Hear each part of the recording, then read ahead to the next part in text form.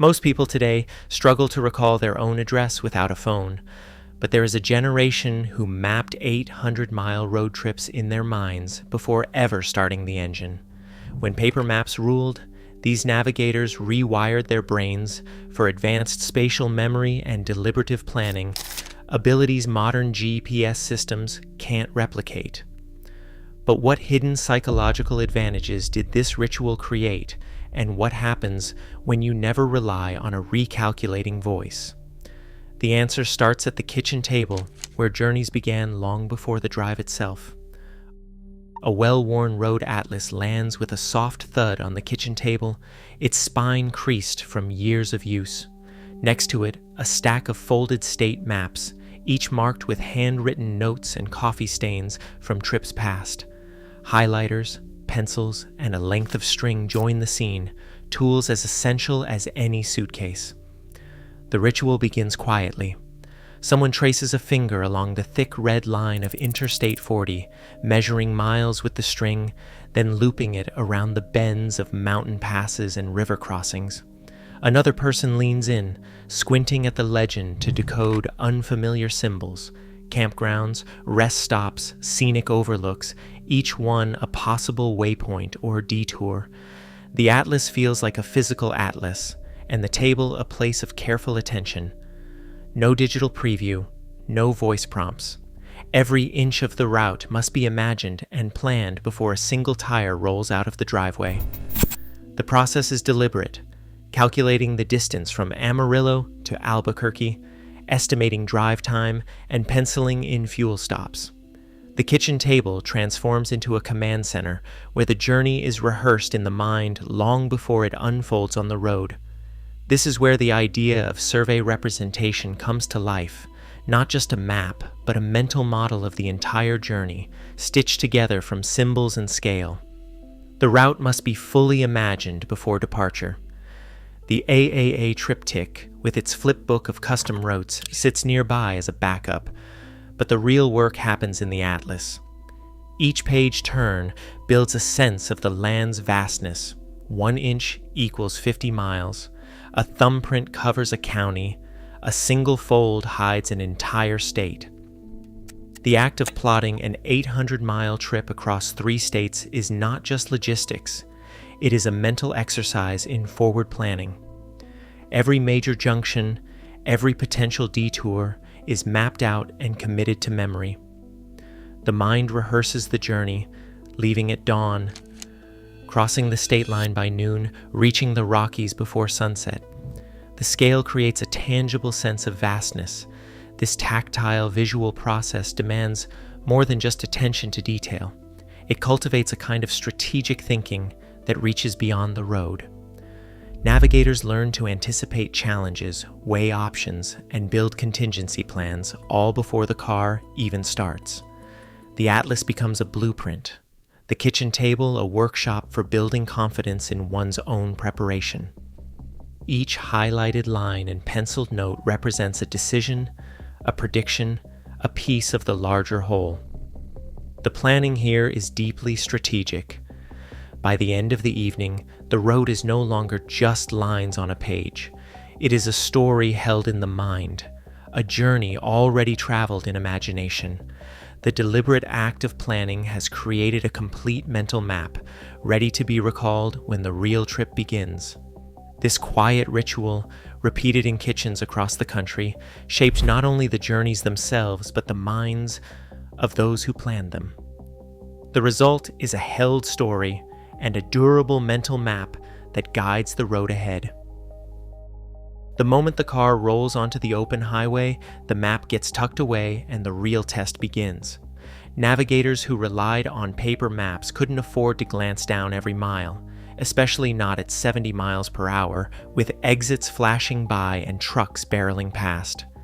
Instead, they built the route into memory, exit by exit, landmark by landmark, rehearsing the order until it felt like a story told in sequence. This wasn't memorizing in the way you would cram for a test. It was more like encoding a rhythm, exit 132 for the state line, then the river bridge, then the rest stop with the faded blue sign. Each chunk of information fit together, forming a chain that could be recalled under pressure. The process demanded a kind of mental juggling. Navigators learned to hold the next 3 turns in mind while keeping track of the last one behind them. They developed a working memory tuned for spatial details, highway numbers, junction shapes, the order of towns. If the plan called for switching from Interstate 40 to U.S. Highway 285 after 2 exits, that sequence became a mantra, silently repeated as the miles ticked by. The brain, forced to keep these details active, grew comfortable with the load. Studies on spatial memory show that this kind of mental rehearsal, called chunking, actually increases the brain's capacity to hold and organize complex information. For paper map navigators, this wasn't theory. It was the only way to make sure the next turn wasn't lost to distraction or fatigue. Confidence came from practice. Each successful trip, each correctly recalled exit reinforced the sense that the mind could be trusted. Navigators who mastered this skill didn't just remember routes. They grew to rely on their own memory as a tool, not a liability. They didn't need constant reminders or prompts from a device. The act of holding the route in mind and then executing it on the road built a quiet pride that lasted long after the journey ended.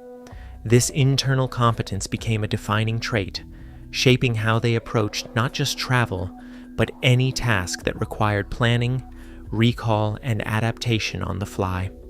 The passenger navigator, often a parent, an older sibling, or a friend, became the keeper of this mental map. Their job wasn't just to read directions, but to translate the abstract lines and symbols of the atlas into a living, breathing sequence of actions. When the driver asked, "How much farther to the turnoff?" the answer came not from a screen, but from memory. The navigator's mind became the guide, trusted to deliver the group across hundreds of miles, one memorized landmark at a time. A folded map in the passenger's lap is more than a sheet of paper. It is a code to be cracked in real time. Every symbol, every shaded contour, every dashed line stands for something out there on the horizon. The mind of a paper map navigator moves back and forth between the abstract and the concrete, translating a blue squiggle into a river glimpsed through the windshield, or a cluster of triangles into the distant humps of a mountain range. This act is not just reading, it is a form of mental rotation, a skill psychologists call R4, the ability to take a two-dimensional symbol and imagine it from multiple viewpoints, then match it with the shifting scenery outside the car. Navigators who practiced this art developed an unusual flexibility of mind. Research shows that regular use of paper maps builds an advantage in mental rotation tasks, a fact confirmed in studies comparing map users to GPS users. While GPS followers often stick to a single forward-facing perspective, paper map readers must constantly reorient themselves, flipping the map in their hands or in their minds, aligning north on the page with the direction the car is actually heading. If the road curves east, but the map is printed with north at the top, the navigator has to mentally rotate the entire landscape, imagining what the world looks like from a different angle. This spatial agility goes beyond the car window.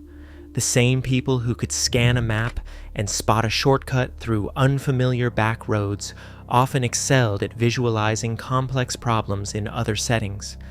They became horizon scanners, people who could hold multiple possibilities in mind, switch perspectives without losing their place, and spot patterns that others missed. The process of matching symbols to terrain, of rotating mental images to fit the world, wired their brains for big picture thinking as well as detail tracking.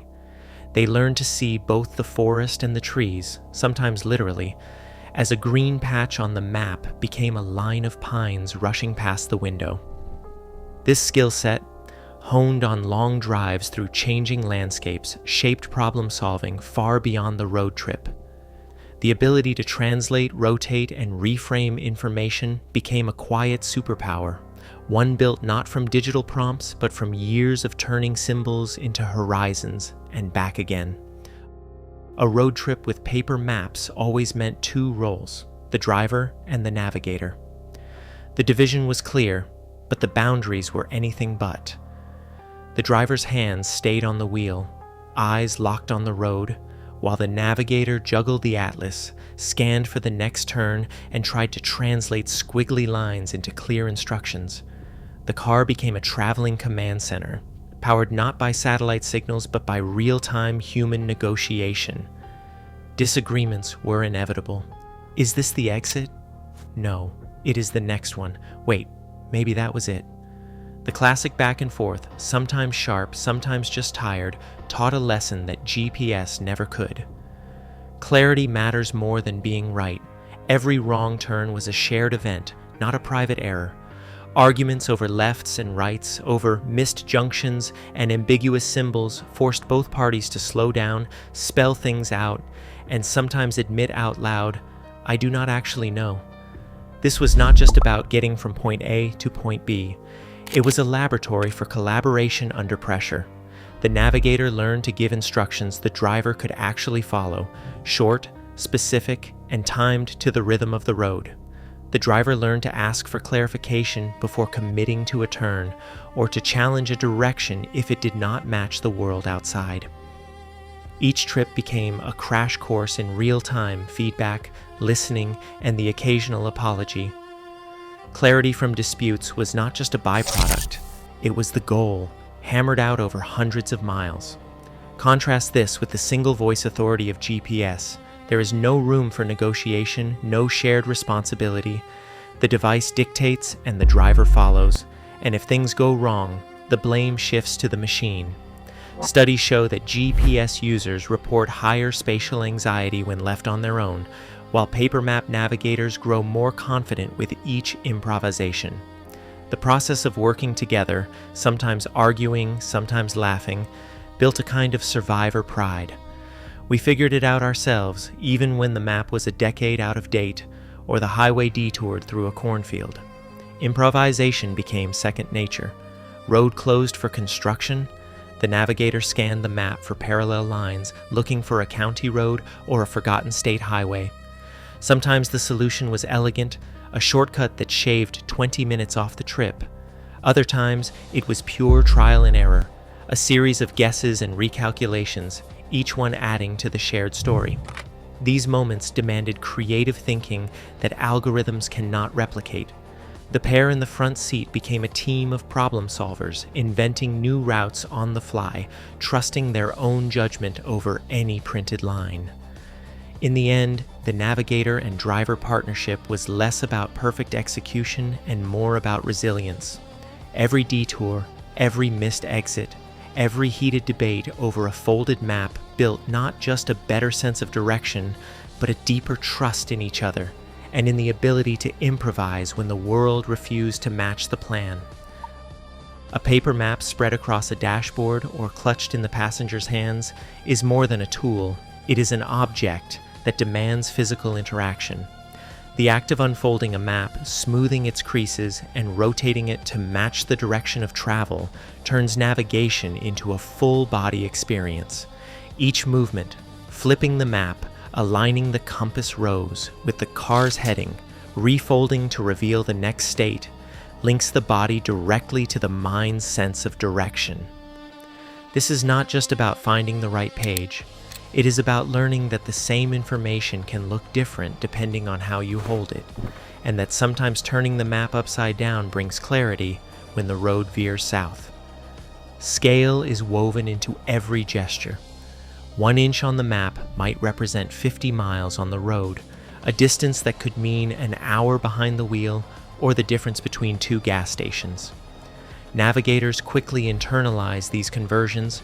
A thumb's width might mean a county line. A palm could cover a whole day's drive. Calculating how far to the next town becomes second nature, as does estimating how long it will take to get there. This practice of translating the abstract tiny black lines, colored routes, numbers along the edge, into concrete movement through real space builds a kind of proportional intuition. The mind learns that small changes on paper can mean big changes in reality, and that a shortcut spanning half a page might save hours or cost them if misjudged. Handling the map is a lesson in flexibility. Sometimes the navigator has to rotate the entire sheet to match a winding mountain road, or fold it just so to keep the route visible without blocking the driver's view. Each physical adjustment is mirrored by a mental one, reframing the problem, seeing it from a new angle, adapting to the shape of the journey. Over time, these small acts of manipulation strengthen the brain's ability to shift perspective, to reimagine a challenge when the obvious path disappears. The hands teach the mind to be nimble, to see both the part and the whole, and to trust that with a little adjustment of paper, of plan, of point of view, the way forward will come into focus. A sudden silence fills the car as the realization sets in. The last familiar landmark is long behind, and the road ahead looks nothing like the map's promise. Pride gives way to practicality. There is no shame in pulling into a dusty gas station, stepping out into the heat, and asking the attendant for directions. The exchange is brisk, destination named, route sketched in the air, a few local warnings thrown in for good measure. The navigator listens, compares the advice to their mental model, and returns to the car ready to recalibrate. This moment of admitting you are lost and seeking help demands humility, and it also sharpens the mind. Translating spoken directions back onto the map, adjusting the plan, and relaying a new sequence of turns to the driver, the navigator weaves together information from memory, paper, and stranger alike.